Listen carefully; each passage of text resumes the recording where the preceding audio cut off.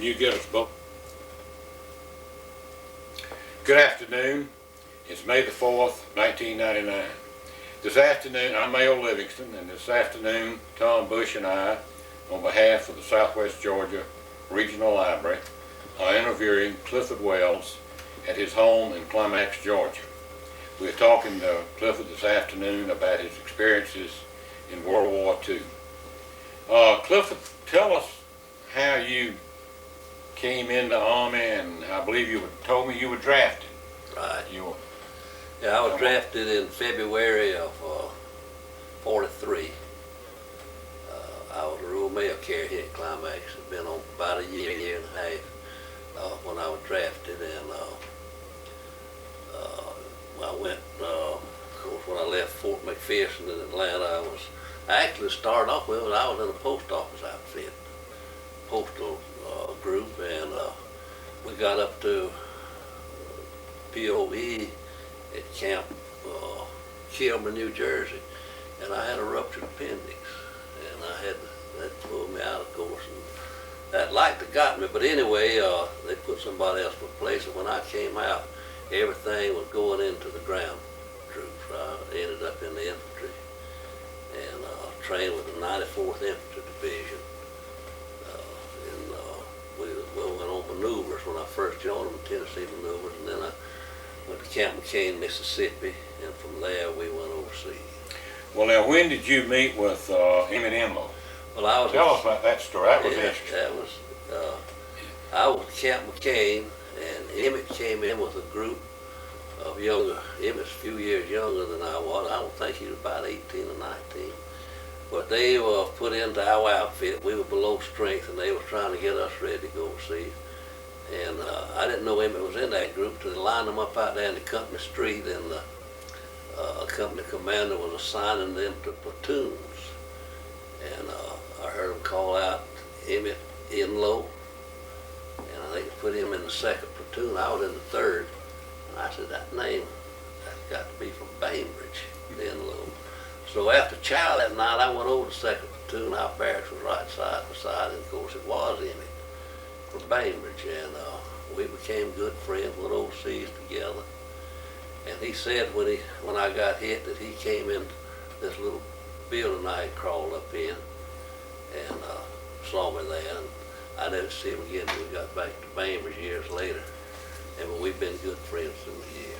Well, both of you were in the infantry together. Right. And you were a rifleman in the 94th Infantry Division. Yes. And when did you go overseas? We went overseas in August of 44, about 2 months after D-Day. That was in 44. Right. Yeah. And we went over in August. And the time we got over into France, I guess it was the first part of September. And the beach that we landed at Utah Beach. And in fact, we waded in just like they did on D-Day. Of course, wasn't anybody shooting at us, but the fight had already gotten inland in France there, but there was a lot of equipment and stuff laying around on the beach and never had been cleared. But that was in, I'd say, the first week or so of September. Well, Clifford, I've always heard that some of you guys that went in, you gave us you had about 6 or 7 months.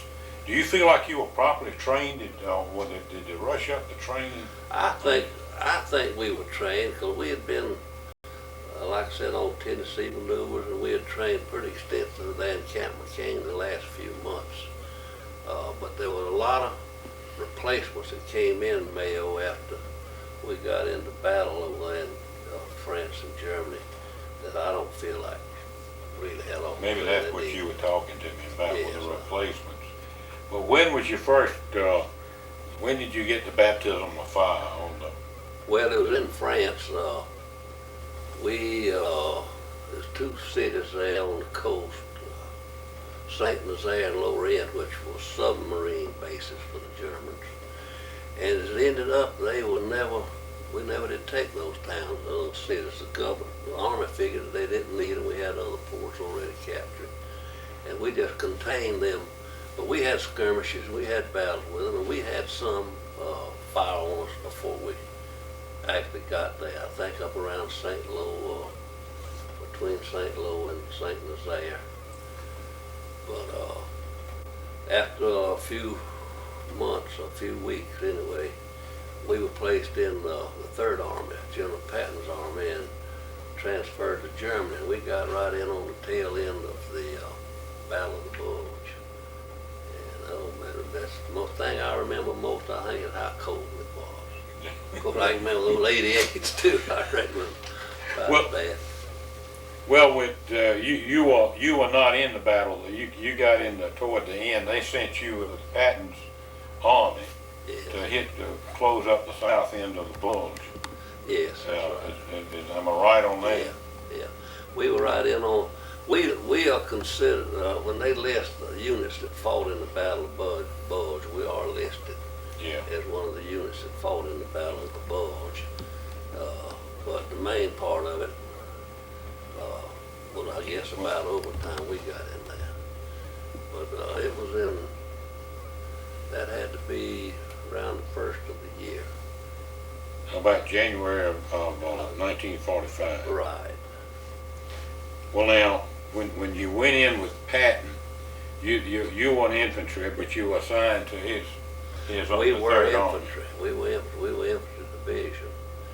And our division was put in the Third Army. And that was about the first action that we really had.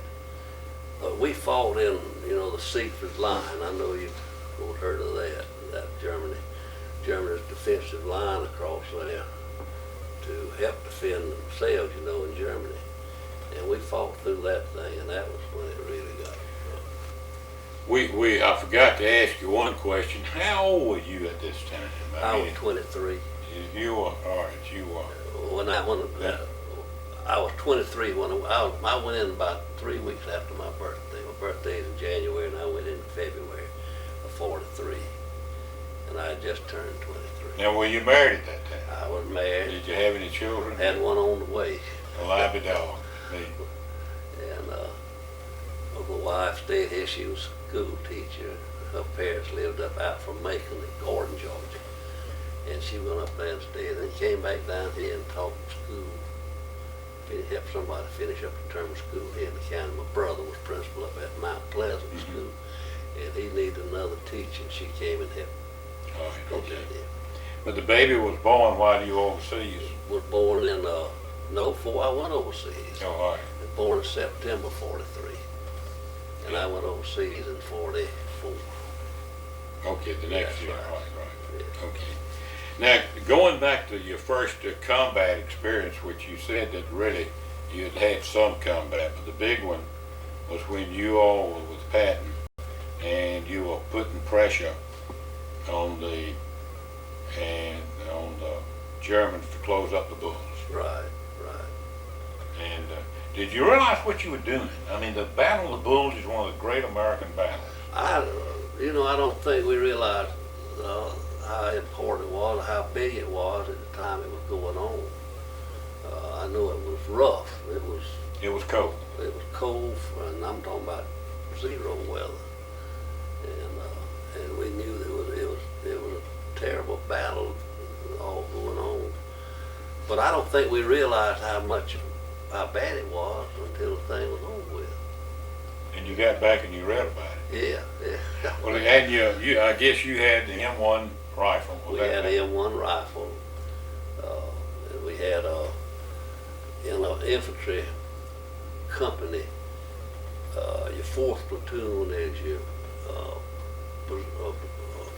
machine guns and mortars.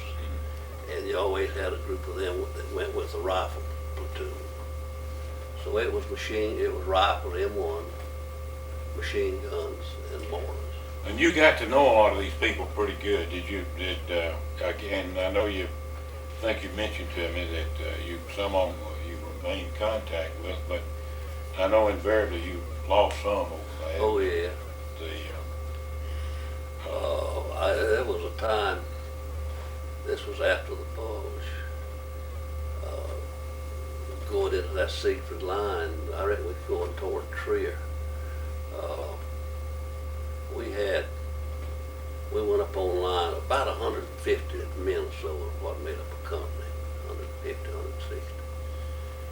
And we went up with 135 men on the line one time, and we came back, we had 30. Now, I mean, not all of them got killed. I understand that. Some of them did, of course, and a lot of them got wounded. And some of them got frozen feet. And that was, well, nearly all of us had frozen feet at one time or another. But you had And frostbite. frostbite, which is worse really than frozen. Did you ever have that? I had frozen feet, but I didn't have frostbite. I think him at Enlow did. I know he was carried back for treatment on his feet. He was back a good while, but he got back before the war ended.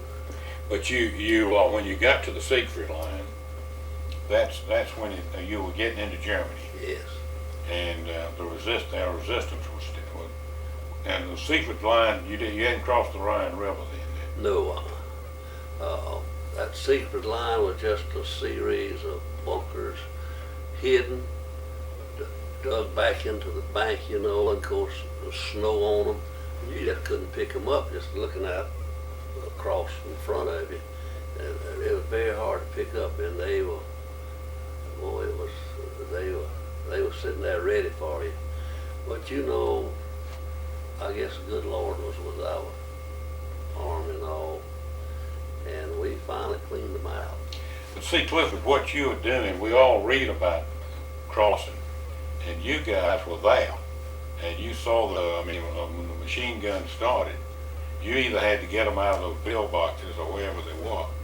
Yeah. And now you broke through, and you went on into Germany, and you went from one village to the next. Well, a lot of it was open territory too. Taking a high hill was about as bad a thing as you could take. We got caught once. I don't know whether you want me to tell all this Sure. or not. That's what we're doing. We got caught one time in a minefield, and they called them shoe mines. It was just a little old box, SHU, a German word, I guess. But anyway, it was just a little small box like that, and had a half a block of TNT in it.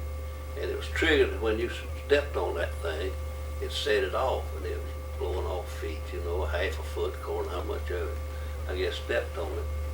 And they was trying to take a hill on over there, and they had machine guns set up on the other side of that minefield, on the edge of that hill there, and we started in there, and the men, those mines began to explode. See, it was covered with snow. You couldn't see them.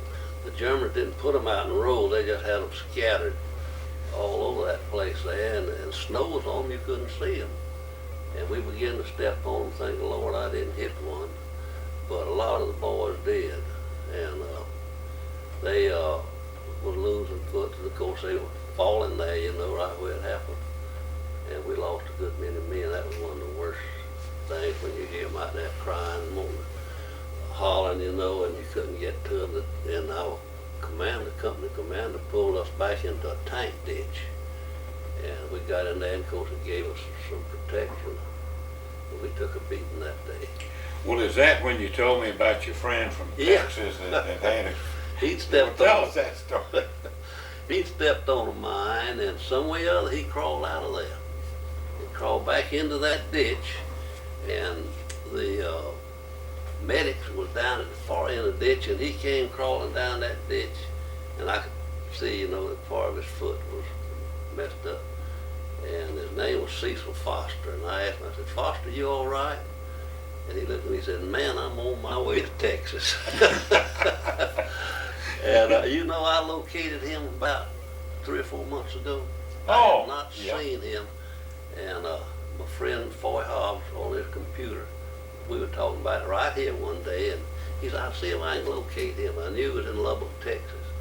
And he located him, and I've talked with him on the phone 2 or 3 times, and he says he's coming to see me this year. Well, did he lose his foot? Yeah, he told me, when I talked to him on the phone, he lost one foot completely and just a little of the other one. I didn't realize he'd been hit quite that much, but he said he was fine. Well, I've never heard of a mine like that. Have you heard? Yeah.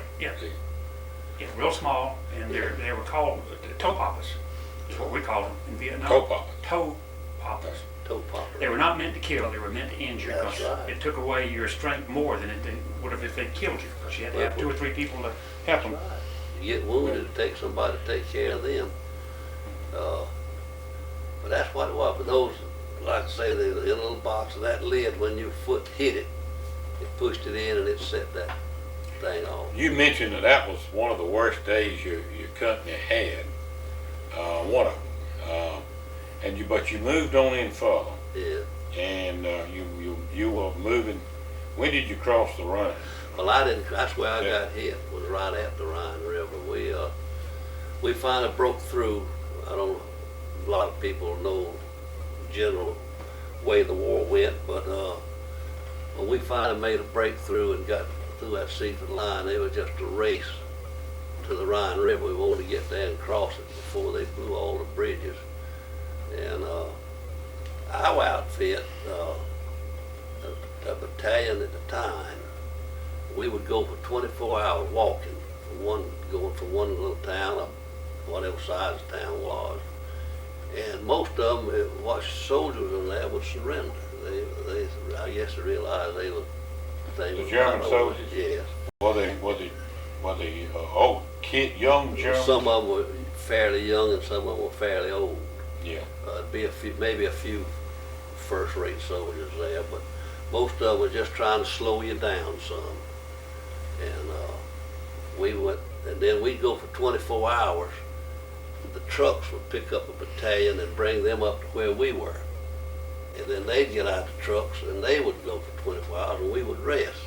And then we'd get on those trucks and we just leapfrogging toward the Rhine River.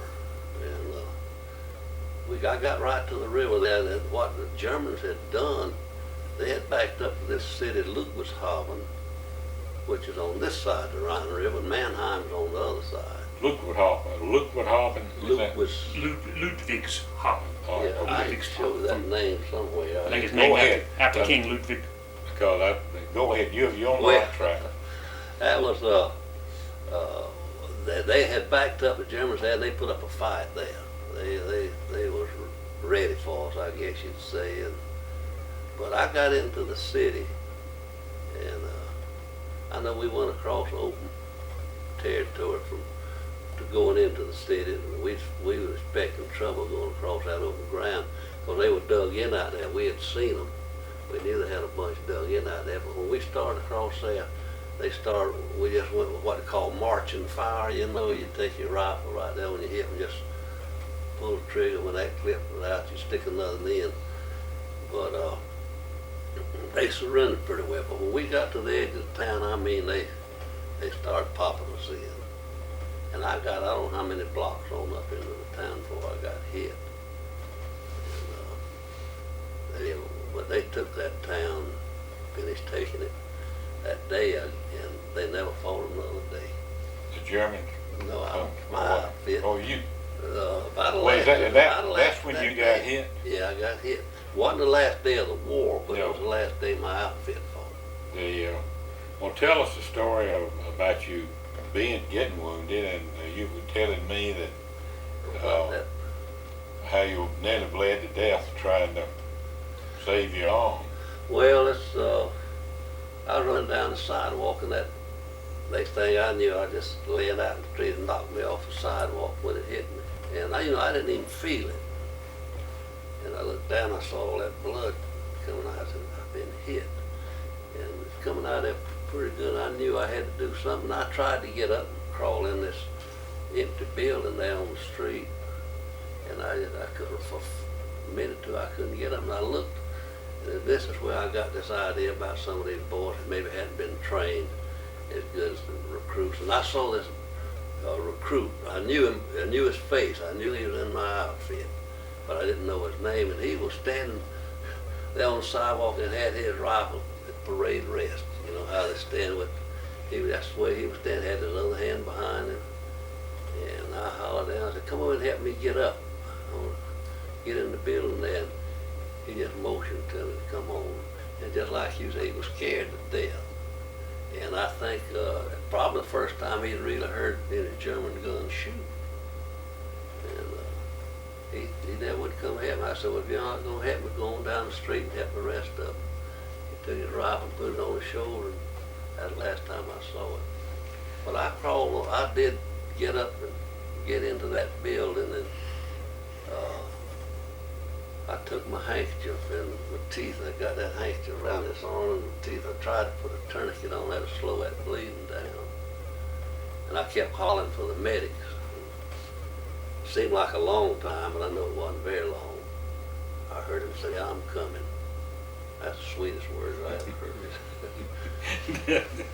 And he got in there, and of course he got me a good tourniquet on. You know, they gave us a little tablet. Y'all might have had them. There's 12 of them. They said if you get hit, you take these. I forget the name of them. And drink your water.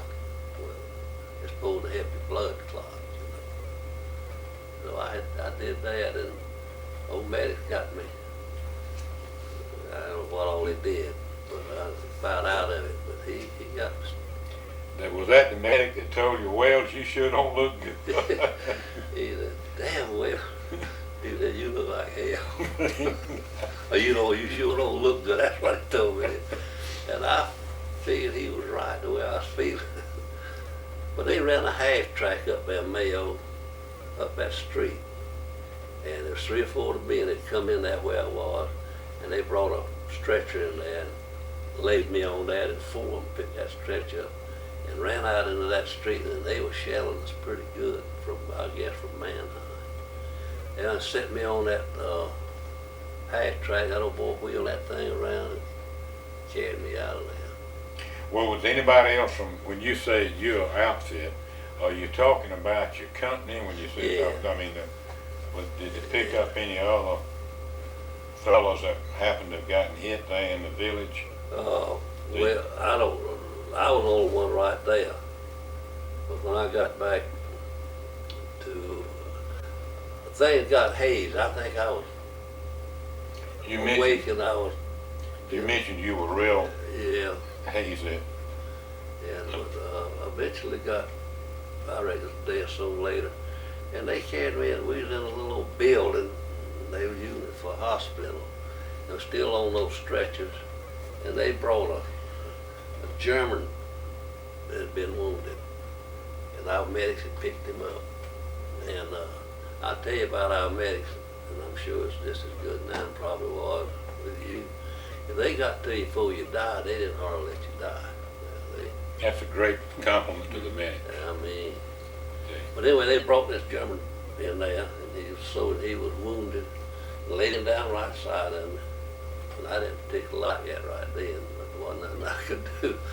And I so helped me, in about 3 minutes, I heard him kind of beginning to gurgle, and he died laying right there. And they took him out, and in 5 minutes they brought another, and this is honest truth, and laid him down right side of me again.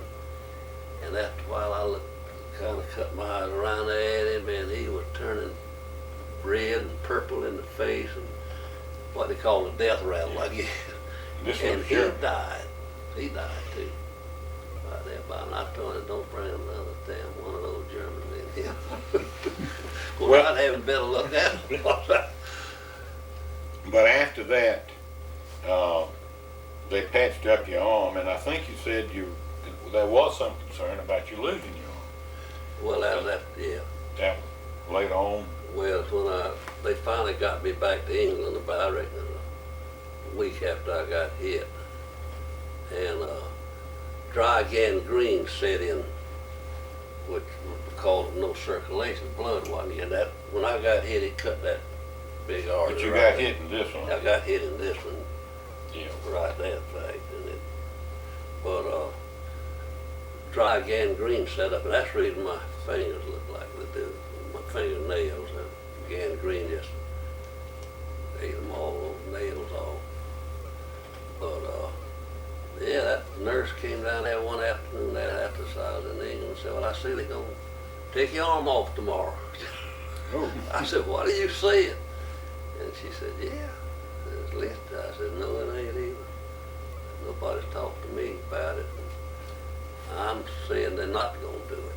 She said, let me go back and look again. She came back in about 10 minutes. She said, no, that's right, it wasn't you. I don't know if she told them what I said or what. She had read it wrong, you know. But then you were, after that, you headed, that was your ticket home. Yeah, I stayed in England. I got hit March the 23rd. The war was over in April. That war was over in April. I was in the hospital that when the war ended, and I listened to them on the radio celebrating in London. And I came back to the States in June. I stayed in hospital from about the 1st of April to the middle of June in England. And they did a lot of stuff trying to, you know, help that arm. But then I ended up in Lawson General Hospital in Atlanta until I got discharged. And when did you get discharged, Cliff? But it was a year later. It was in March. I got hit March the 23rd, and next year, 46, that would be. 46. I got out. And you came back to Climax, Yeah. and I believe you taught school. Well, I went back on the mail route, but the last 5 years we had a high school here before consolidation of the schools. You coached I basketball. coached girls basketball for 5 years, and that was enjoyable. And it never bothered your arm, though. You could still dribble and. Well, I can't with this hand. Yeah. And see, I can't turn that thing, and I can't make a fist, but it filled up a sleeve, and I can find some ways to use it, you know. Well, this has been an interesting story, and this was the story of Clifford Wells, Climax, and who gave us this afternoon, his stories of being in the 94th Infantry Division. And Clifford, we appreciate your time, and we want to thank you for your service to your country and your community. Well, I did just what millions of others did, you know, and I look at our country now sometimes, and it'll almost make you cry if you really look at the way things I think are being handled. But I don't regret it, and just glad I was able to do my part.